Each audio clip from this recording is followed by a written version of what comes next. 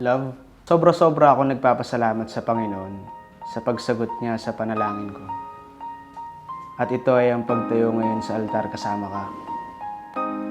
Pagsasamahan, pagmamahalan, sa hirap man o ginhawa, pangako ko sa iyo, haharapin natin ito na magkasama. Ito na. Una na ako. Sumunod ka na. Saka na ako. Kat! Wait. Crazy!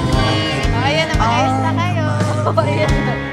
Way back 2018 yun, nanalo ako ng pageant sa Laguna. Doon siya nag-chat ng congrats. Tapos ayun, bumalik ako ng Italy ng October. Tapos doon na nagsimula sa chat.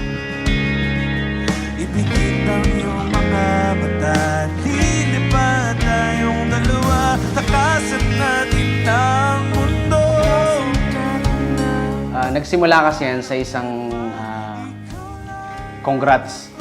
So ngayon, nag-congrats ako sa kanya dahil syempre binibining ka binti, taga doon ako eh. Nag-reply naman agad siya. Chinat ko rin siya kung kailan uwi. Dahil gusto ko siya makilala ng personal. Tumay, handang ibigay lahat ng naisip mo para sa ating paglalakbay. Sa akin ibigay, hindi ka pilitawan sa mamapunta, biyahe natin dalawa. Ano kasi, during that time, single ako. Tapos yung mga tita ko sinasabi, oh, doon ka sa anak ni ganito, ni ganyan, which is sinap nga. Tapos ayun, sabi ko, hindi naman nag-first move or what. Wala namang ligawan na nangyari. Paano naging tayo? Parang ganun. So siguro parang pinagtagpo. Ayun yun. Magsisilbing gabay mo, buksan ang iyong mga mata, huwag mong pigilan ng saya, takasan natin. Pagkatapos ng kasal na ito is the challenge to love each other ever more and more passionate, more understanding, more patient, more forgiving. Hanggang dulo, walang bibitaw. Handang ibigay lahat ng naisip mo para sa ating paglalakbay. Sa akin ibigay, hindi ka pilitawan saan man mapunta, ang biyahe natin dalawa. Today marks a new chapter in our lives, wherein you and I will become one.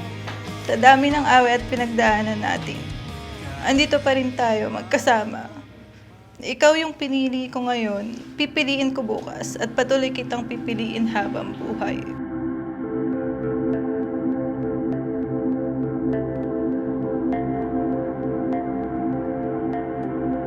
Na maging may bahay si Casey naririto ngayon, alinsunod sa batas at alituntunin ng simbahan.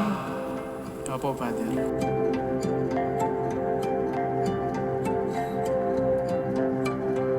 Catherine, bukalbas sa iyong loob ang iyong pagparito upang makaisang dibdib mo si Napoleon. Mamahalin mo siya, paglilingkuran mo habang buhay. Opo, Father. Si Catherine, siya yung taong nakapagpabago sa akin. Siya yung taong hindi ko kayang mawala sa sarili ko, sa akin. Halos everyday kami nag-aaway. Halos everyday. Tapos nung dumating yung baby namin, ayun, pinilit namin na mag-work yung relationship namin. Hindi dahil may baby lang kami, kasi dahil gusto talaga namin na kami yung habang buhay na magkasama.